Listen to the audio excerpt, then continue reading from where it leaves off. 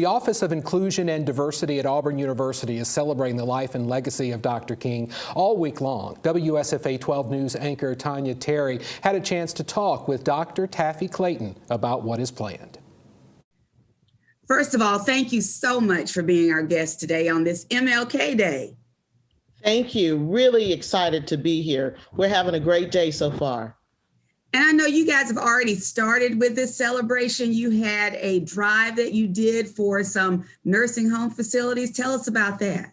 This was exciting. We had members of the Black Student Union, members of our office, the Office of Inclusion and Diversity, our Student Excellence team, who were engaged in really gathering these products for the needs in nursing homes throughout our community. It's really, I think, inspiring the way our young people are looking at the needs that exist in our community and responding. And certainly with COVID-19, nursing homes have been hit in a disproportionate way. So we were excited about the work that we've been able to do. We also were engaged by the United Way as well. And so they have come on as a sponsor and a partner, and they are serving as a site for these nursing supplies to be dropped off as well. So our entire community is really involved in this effort.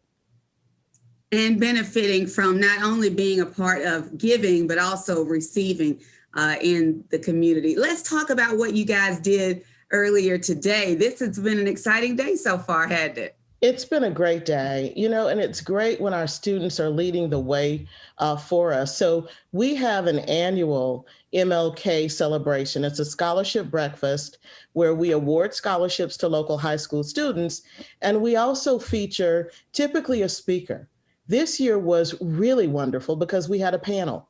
And the panel included members who were elected officials, some members of the National Forum for Black Public Administrators. They are a key collaborator with us in this project. So it's the Office of Inclusion and Diversity.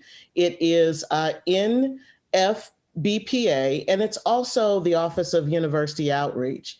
The exciting part was that this panel included members who were elected officials in the Opelika community, as well as some of our students.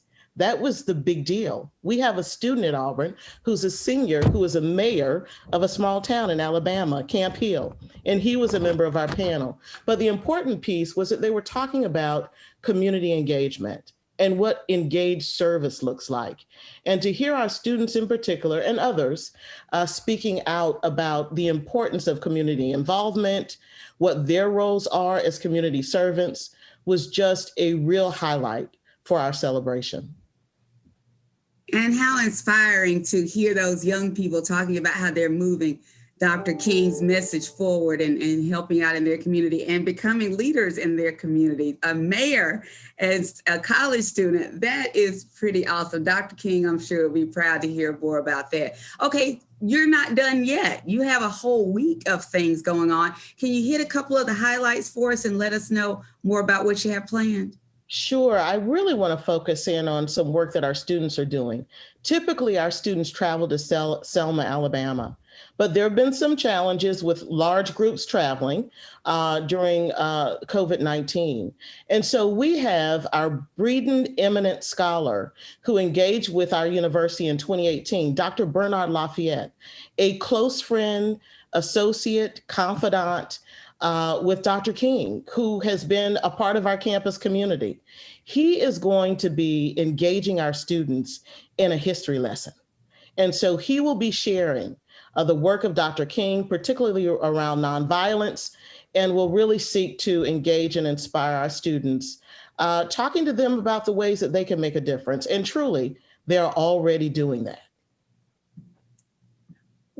Can you equate or show some parallels and lessons that you hope these students are learning, especially in light of the violent protests we saw, in contrast with what Dr. King talked about, nonviolent protests and creating change in nonviolent community ways?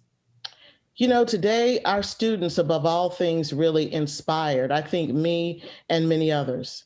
And they pulled from the lessons of Dr. King, indeed about justice, indeed about equality, but also about hope, also about unifying, also about really looking at those areas where we need to improve in society and having a commitment to doing it. And I think that's what Dr. Bernard Lafayette is going to be sharing with our students. I think that's what our students are taking away, and in some cases are really already enacting. And so I think the future is bright, even though we've experienced these times of dismal outlook. I think we really have an opportunity to listen to the words of Dr. King and to really begin to embody them and enact them. And I think that's going to help us move forward. And that's what it's all about, moving forward, making the community a better place, and making Dr. King's legacy of that beloved community a reality. Thank you so much for being our guest today, and keep up the great work with these young people. We need them now more than ever. Absolutely. Appreciate the opportunity. Have a great MLK Day.